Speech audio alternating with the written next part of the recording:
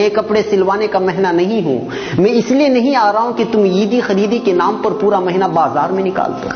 میں صرف تمہیں بھوکا رکھنے کے لیے نہیں آ رہا ہوں. یہ عبادتوں میں دکھاوا کرو اس لیے نہیں آ رہا ہوں. زکوٰۃ اور فطرے کے نام پر نام و نمود بٹورو اس لیے نہیں آ رہا ہوں. افطار پارٹی کے نام پر فضول خرچی کرو اس لیے نہیں آ رہا ہوں. عبادتوں میں دکھاوا کرو اس لیے نہیں آ رہا ہوں.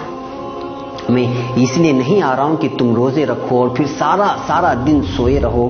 روزہ رکھو اور فون سے چپک کر بیٹھ جاؤ. اس لیے نہیں آ رہا ہوں کہ افطاری کے موقع پر خوب پیٹ بھر کر کھاؤ اور عشاء اور تراویح کی نماز قضا کر کے خراٹے بھرو.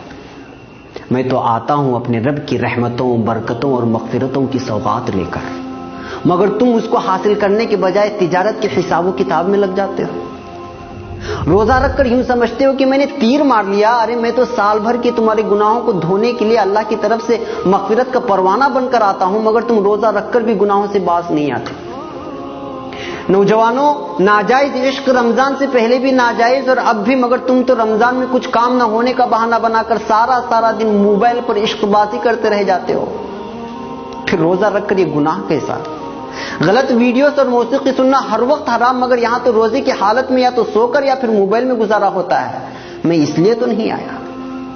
میں رحمان کی رحمت بن کر، غفار کی مغفرت بن کر آیا تھا، مگر تم نے تو میری رتی برابر میزبانی نہیں کرتے، اور جو کرتے ہیں میں قربان جاؤں ان پر.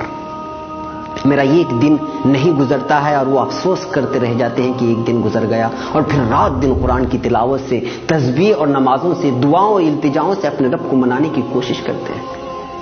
ہر پل وہ اپنے خالق سے اپنے گناہوں کی شکایت کرتے ہیں اور رحمتیں لوٹتے ہیں، برکتیں حاصل کرتے ہیں، مغفرت کے پروانے اپنے نام کر لیتے ہیں. میں آتا بھی اسی لیے ہوں. تم بھول مت جانا، میں جب تمہارے آنگن میں قدم رکھوں گا تو میرا ہر لمحہ ہزاروں لمحوں سے بہتر ہے، کیونکہ میں ایسا مہینہ جس میں ہر لمحہ اللہ کی رحمت برستی ہے.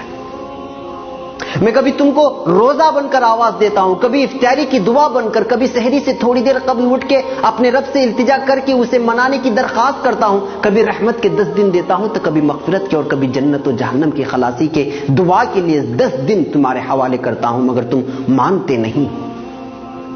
ارے ہوش میں آؤ بھائی، میں آ رہا ہوں. کہاں کھو گئے ہو؟ 11 ماہ گناہوں کے دلدل میں ڈوبے رہنے کے بعد اپنے گناہوں کو بخشوانے کے لیے میرے رب نے تم تک بھیجا، تو تم روزے کے نام پر خالی پیٹ رہ کر وہی جھوٹ کے انبار، غیبت کے بازار، بات پر تکرار، عید خرید کے نام پر بیوی سے انبن، پڑوسی سے لا تعلقی. ارے ہوش میں آؤ، اگر میں چلا گیا تو موقع ہاتھ سے چلا جائے گا اور لوٹنے کے لیے 11 مہینے لگ جائیں گے، اور زندگی کا کوئی بھروسہ بھی نہیں